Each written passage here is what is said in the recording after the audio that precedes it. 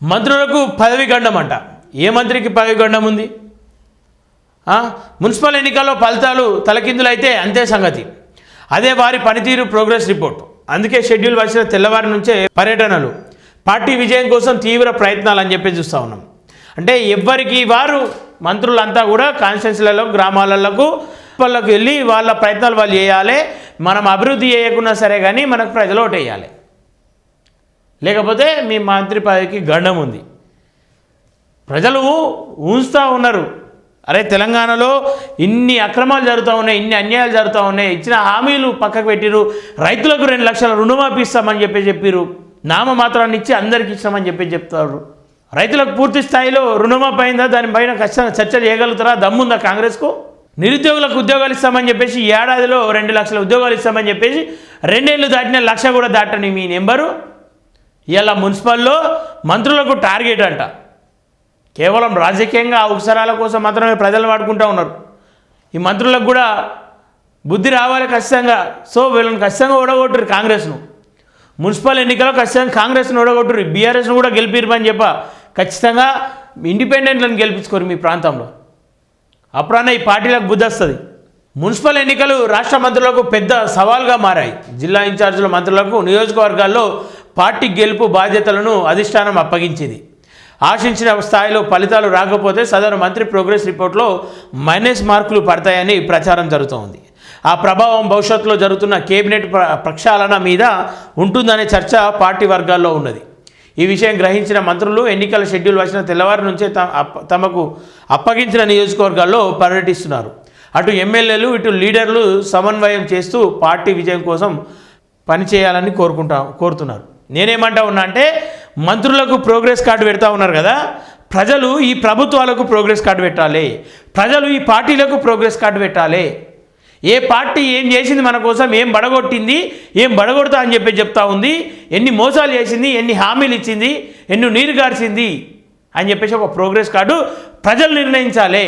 ప్రజలు progress card నిర్ణయించి ఆ మంత్రులకు, మీ ప్రాంత ఎమ్మెల్యేకు, మీ ప్రాంతంలో ఉన్నటువంటి ఈ సర్పంచులు అంటే నిన్న మొన్న వచ్చారు కానీ వాళ్ళకు పాపం ఏముంటుంది, నిధులు అరకొర నిధులు కేటాయిస్తారు, వాళ్ళని ఆగం చేస్తారు ఏదో. కానీ ఆ ఎమ్మెల్యేలను, జెడ్పీటీసీలను, ఎంపీటీసీలను ప్రతి ఒక్కరిని ప్రశ్నించాల్సిన బాధ్యత మనకుంది. గెలిచినటువంటి ప్రతి లీడరు, ప్రతి కార్యకర్తగా పనిచేసి ఎవరైతే ఏం హామీలు ఇచ్చారో గద్దెరెక్కిరో ఆ హామీలు నెరవేర్చేదాకా వాళ్ళ నిద్ర పట్టకుండా వాళ్ళని ఎంబడబడ్డప్పుడే ప్రజలు మార్పు వస్తుంది. అంతేగాని మనం ఏదో చేస్తాం, ఏదో వడగొడతారు వాళ్ళు, మనం చూసుకుంటూ కూర్చుందాం, ఇక మనకి ఇంటి పని లేదా, మనకు వంట పని లేదా అని చెప్పేసి మీరు వంటింట్లకు ఇంటింట్లకు మీ కష్టం మీ కుటుంబం కోసం కేటాయిస్తే మీ రాష్ట్రం అధోగతి పాలవుతుంది.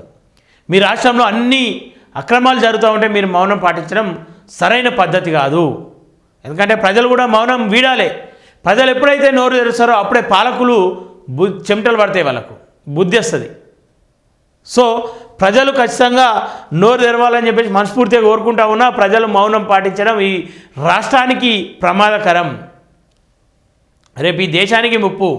భావి భారత యువకులంతా కూడా ముందుకు రావాలి.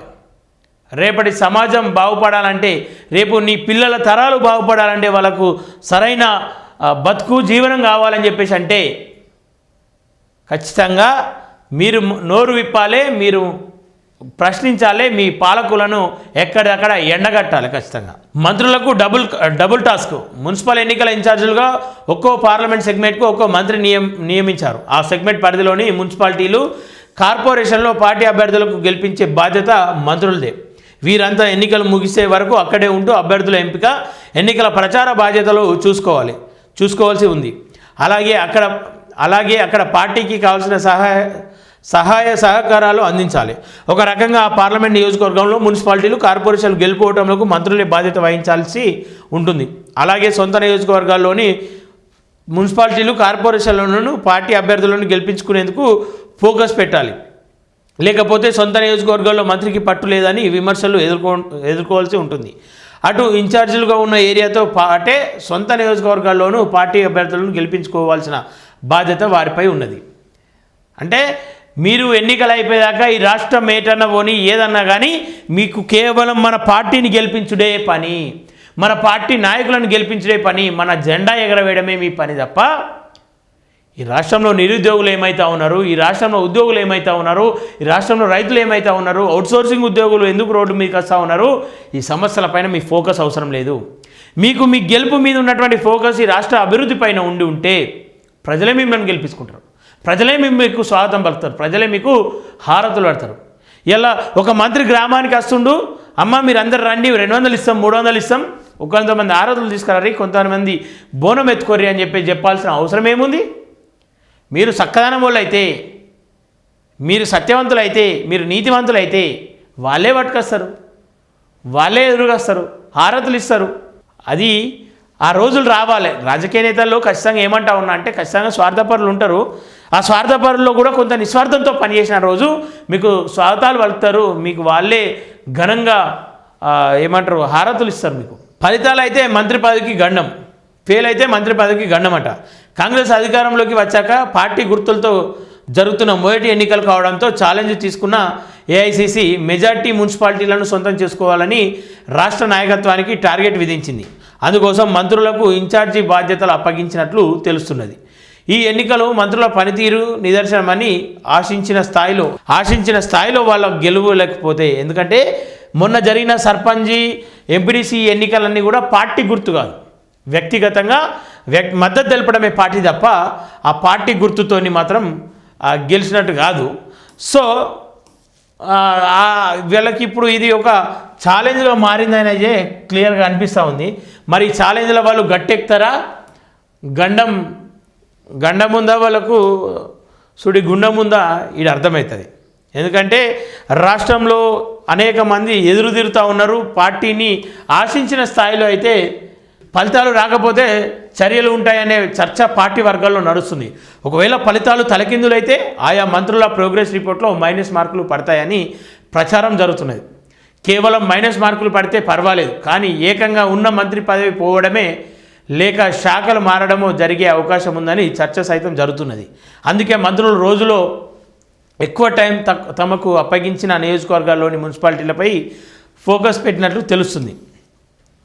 ఖరారైన కాంగ్రెస్ అభ్యర్థులు మున్సిపల్ ఎన్నికల బీఫార్ములు అందించిన టీపీసీసీ చీఫ్ అని చెప్పి చూస్తా ఉన్నాం. మున్సిపల్ ఎన్నికల్లో కాంగ్రెస్ పార్టీ నుంచి అభ్యర్థుల ఎంపిక దాదాపు పూర్తయింది. దీంతో మంగళవారం నామినేషన్ల ఉపసంహరణకు చివరి రోజు కావడంతో ఎంపికైన అభ్యర్థులకు బీఫామ్లను కాంగ్రెస్ నేతలు అందజేస్తున్నారు. ఈ మేరకు జహీరాబాద్ నారాయణఖేడ్ మున్సిపాలిటీలో పోటీ చేస్తున్న కాంగ్రెస్ కౌన్సిలర్ అభ్యర్థులకు గాంధీ భవన్లో టీపీసీసీ చీఫ్ మహేష్ కుమార్ గౌడ్ బీఫామ్లు అందజేశారు. నారాయణఖేడ్ మున్సిపాలిటీకి సంబంధించిన బీఫామ్లు ఎమ్మెల్యే సంజీవారెడ్డి, జహీరాబాద్ ఎంపీ సురేష్ షెట్కర్లకు సంగారెడ్డి జిల్లా డీసీసీ అధ్యక్షులు నిర్మలా జగ్గారెడ్డి అందజేశారు. జహీరాబాద్ బీఫార్ములను నియోజకవర్గ ఇన్ఛార్జి చంద్రశేఖర్, స్వెటిన్ కార్పొరేషన్ చైర్మన్ గిరిధర్ రెడ్డిలకు కూడా నిర్మలానే అందించారు. ఈ కార్యక్రమంలో మంత్రి అజరుద్దీన్ పాల్గొన్నారు. ఇదిలా ఉంటే జహీరాబాద్ పట్టణంలో 37 వార్డులకును కాంగ్రెస్ పార్టీ తరఫున 78 మంది దరఖాస్తులు చేసుకున్నారు. వారిలో తమకు కావాల్సిన వారికి టికెట్లు ఇప్పించుకునేందుకు లోకల్ లీడర్లు తీవ్ర ప్రయత్నాలు చేశారు.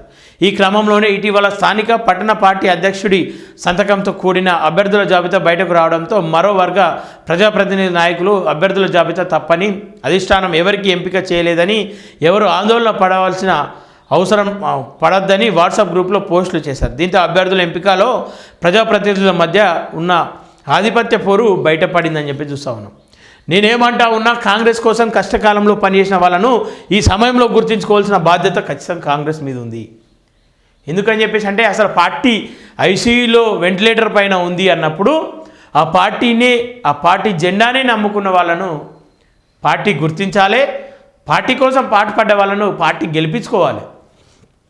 ఎందుకంటే చాలామందిని అంటే అన్ని పార్టీలు కార్యకర్తను చిన్నచూపు చూస్తూ ఉన్నాయి, కార్యకర్తగానే ఉండనిస్తూ ఉన్నాయి.